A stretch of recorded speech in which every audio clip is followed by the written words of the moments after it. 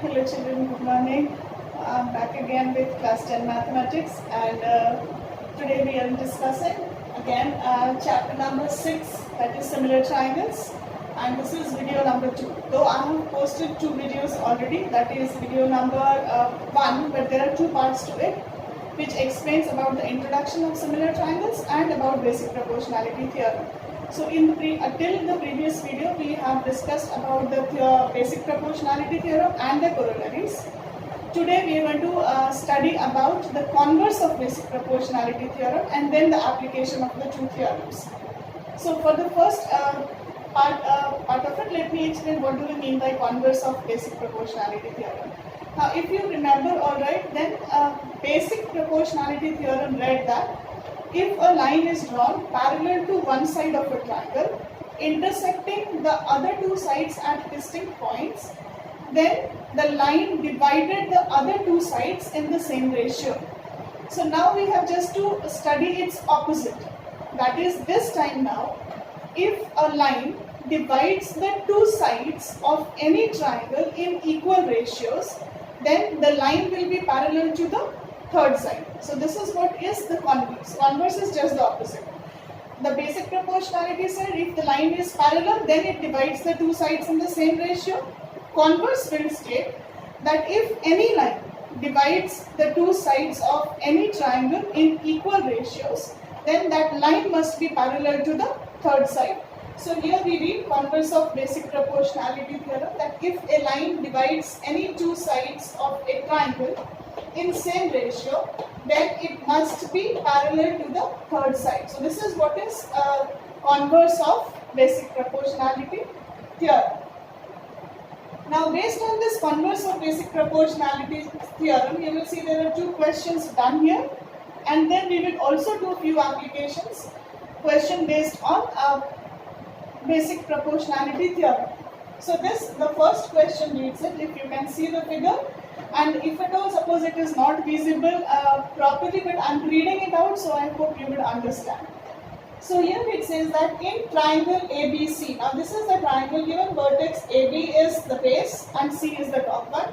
In triangle ABC, points P and Q are on CA and CB. These are points P and Q on CA and CB such that CA equal to 16. So CA, this is the whole line, CA is equal to 16 and CP equal to 10. CP is the part of the line. CP equal to 10 centimeter. Again here the whole line CB is equal to 30 centimeter and the part of the line CQ is equal to 25 centimeter. So now the question asked is PQ parallel to AB?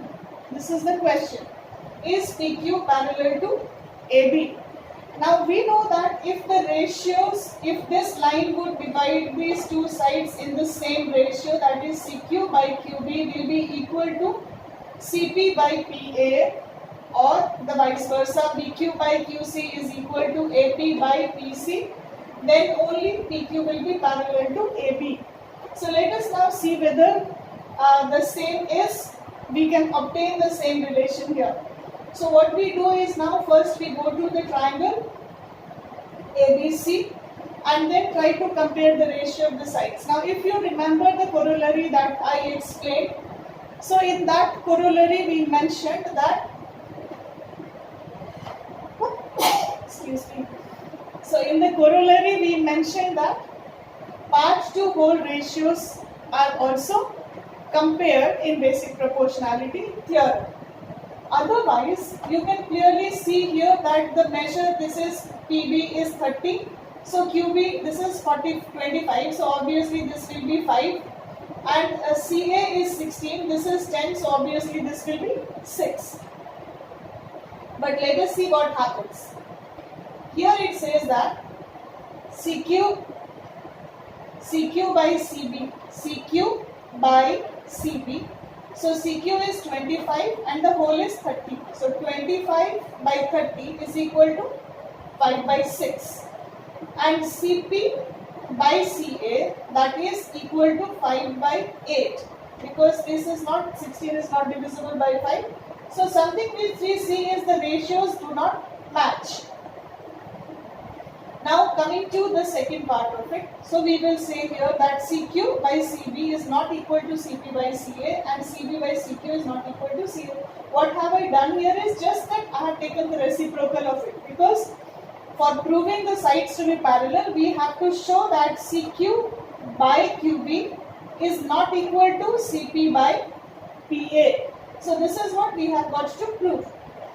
So for that I just took the opposite of it, the reciprocal, that is CQ by CB, take the reciprocal, subtracting 1 from both sides. Then you subtract 1 from both sides. Now why do we need to subtract? Because if you remember alright, when we required the whole to the part ratios, we added 1 to the part to part ratios. So now again we require the part to part ratio, that is we want the ratio of this side to this side. So we will have to subtract it to get this two ratios. So I repeat, because in the previous video, if you will remember, what happened was when we wanted the part to whole ratios, we added 1. So this time now we want part to part ratio, so we have to subtract 1. So here subtracting 1 from both sides, what do we get? CB by CQ minus 1, because we can only subtract from the whole. So that is why this CB was kept in the numerator. So we keep CB, and this was the reason why we just had to take CB in the numerator, otherwise the numerator would have been a negative factor. So CP by CQ minus 1 is not equal to CA by CP. This is something which we are doing from here, CA by CP minus 1. And then you will subtract, you will get QB by CQ is not equal to PA by CP. Now once we get QB by CQ, this is BQ by CQ, not equal to AP by PC, you can just take its reciprocal and then you can still write CQ by QB is not equal to CP by PA. So if we arrive at this result, that is CQ by QB is not equal to CP by PA, then we may conclude that by converse of basic proportionality theorem, PQ is not parallel to AB. So this is one of the NCERT exemplar questions, so which you might find it. And that is why all these things, because in general in NCERT book you will not see this type of question. So because this is exemplar, so this the entire thing had to be done. Now coming to this, the second question again, which is a much more, because this was an exemplar question, coming to a simpler version of it. So if it is a simple question, then how it is put. So question number 2 is, from the given figure, prove that BE is parallel to BC. Again, you are given a triangle ABC, and in this triangle ABC there is a line drawn DE which intersects sides AB and AC at D and E, and the measure of AD is 6 cm, that of DB is 9 cm, of AE is 8 cm, and EC is 12 cm. So these are the measure of the sides given already. You only have to prove that BE is parallel to BC.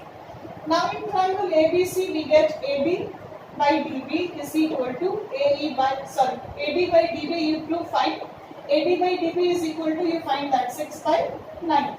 So this is equal to 2 by 3 divided by 3.